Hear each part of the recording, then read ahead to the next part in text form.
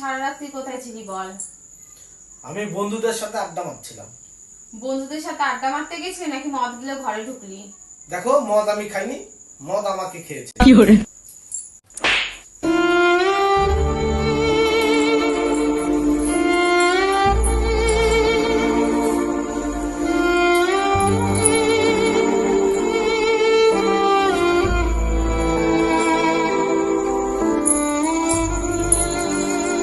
কি হয়েছে তোমার, রাগ করেছো?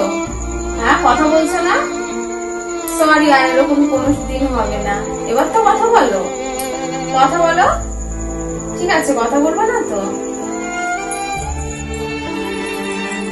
হাসবি না তো? হাসবি কিনা বল আগে। হাস বলছি, হাস। আমি পারি না, আর পারি না।